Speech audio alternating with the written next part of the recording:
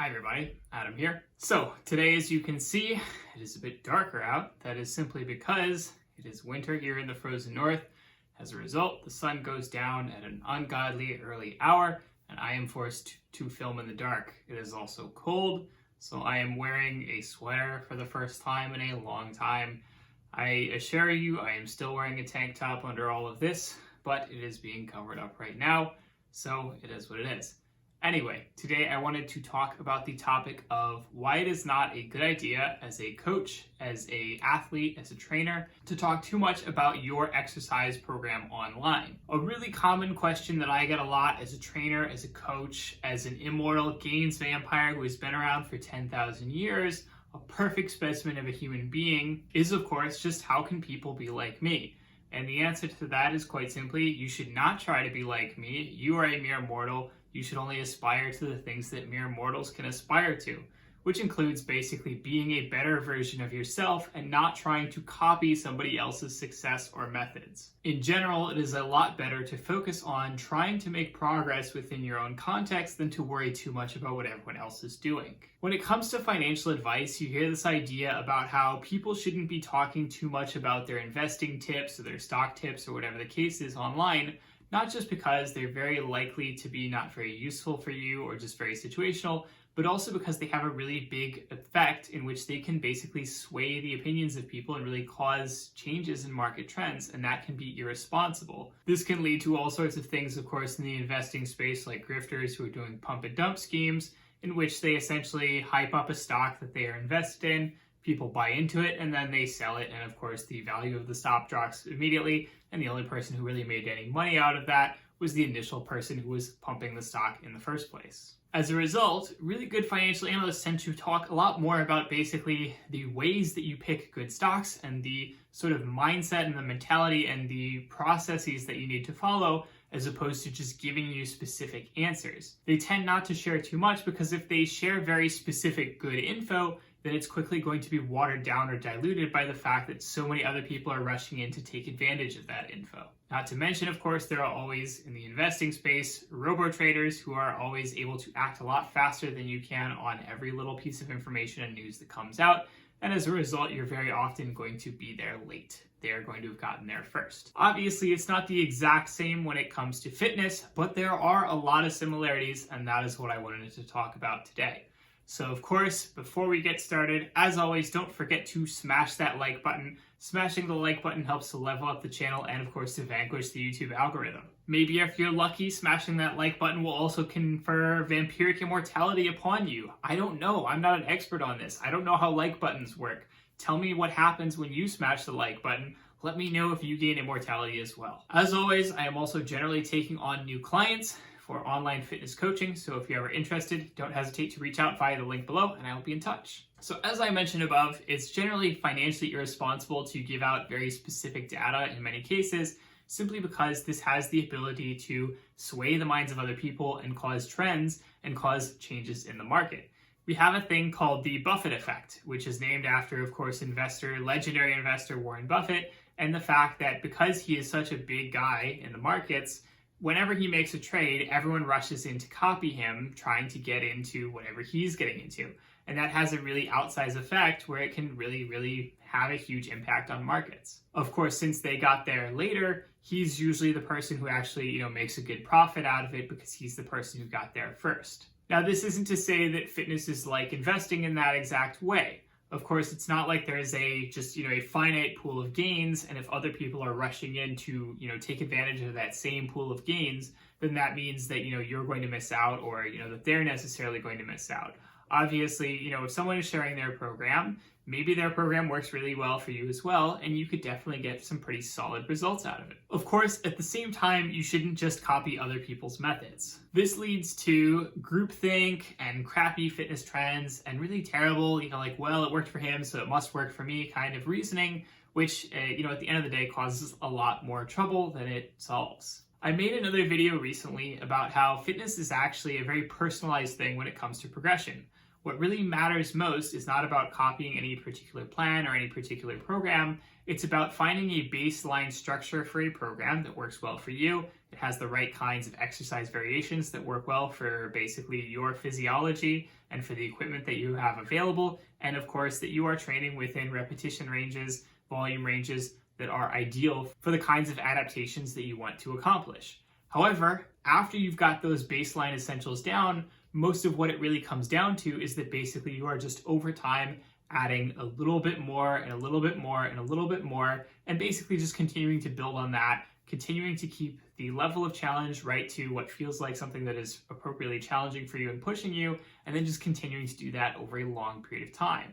So if you're really trying to copy anybody else's methods, anybody else's exact, exercises that they use or their exact set and rep combinations, oftentimes that's not going to work out for you because it's not about those things that makes the program successful. It's about the fact that they are able to continue progressing it over time, over, little tiny increments that really makes the difference and what really makes it work. If you're going to copy somebody else's program, that can be kind of fine if basically you're not somebody who has super dedicated goals. Maybe you just want to establish some baseline level of fitness, get a bit stronger, build a bit of muscle mass, build a bit of cardiovascular health, and so on.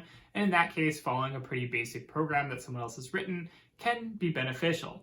But if you are somebody who's looking to really see what your body is capable of and really push your limits, then of course you are going to have to really tailor a program to your own needs. And that means that basically no cookie cutter program out there on the market is really going to work for you permanently in the long term. In this case, you either need to figure out how to tailor a program for yourself, or of course you can always hire a 10,000-year-old vampire to be your coach, someone who is clearly way more knowledgeable than you, who's been around the block many times. Of course, that is me in this situation.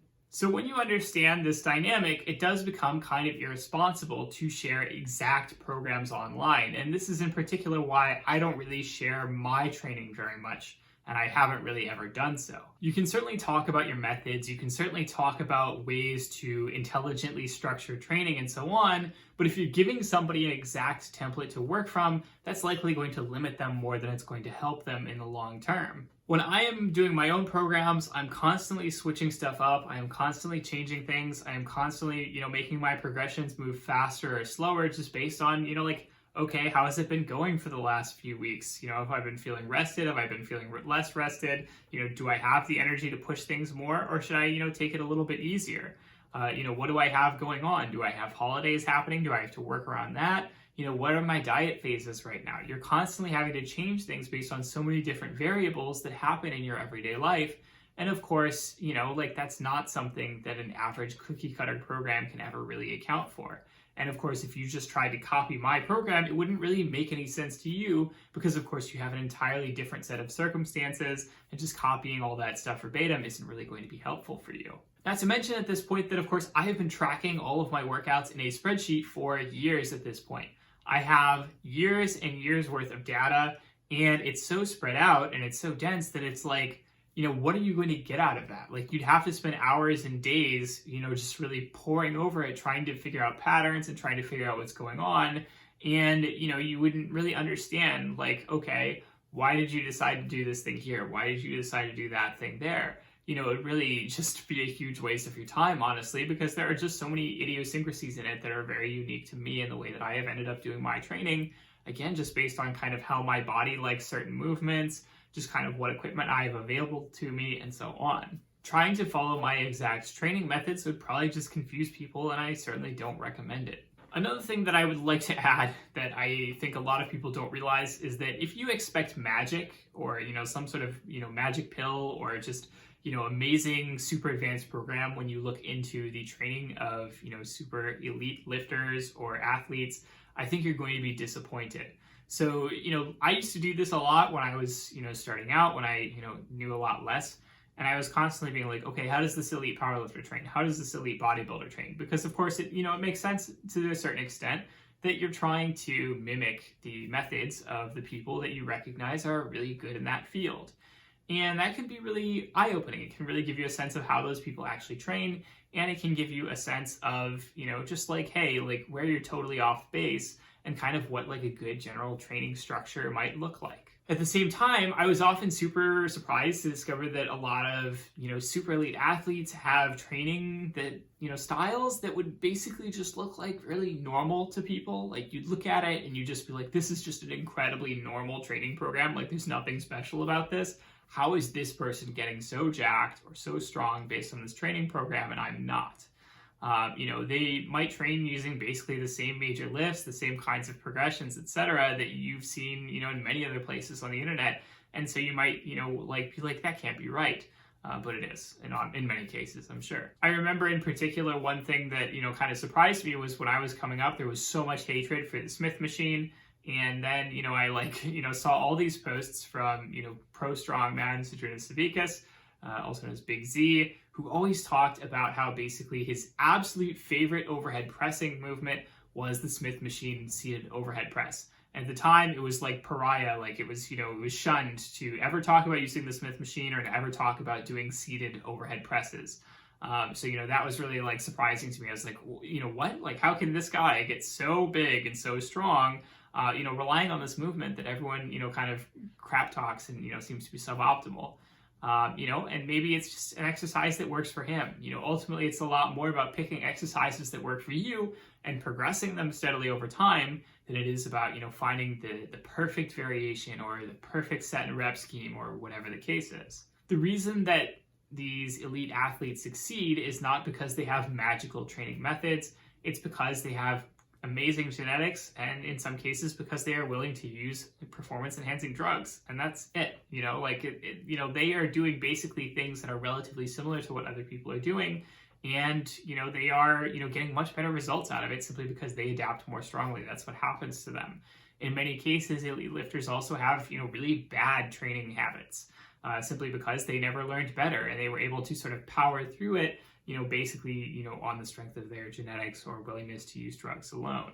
So, you shouldn't take, just like an elite athlete's program at face value, because again, like, you're not them. Like, you're not, in the exact same circumstances that they are, and you can't expect that you're going to get the exact same results out of copying their program. I, of course, used to copy all kinds of programs. I copied like an Arnold Schwarzenegger program way back. Certainly it didn't turn me into Arnold Schwarzenegger.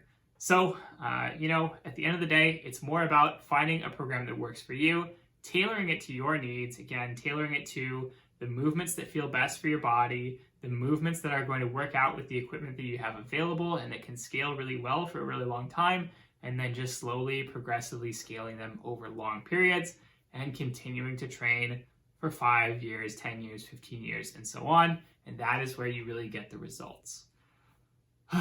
So, as always, I hope you liked the video this week. Don't hesitate to like, comment, subscribe. Tell me what you want to see in future videos. Share this video with all your friends and so on. I will see you all next week. Have a good one.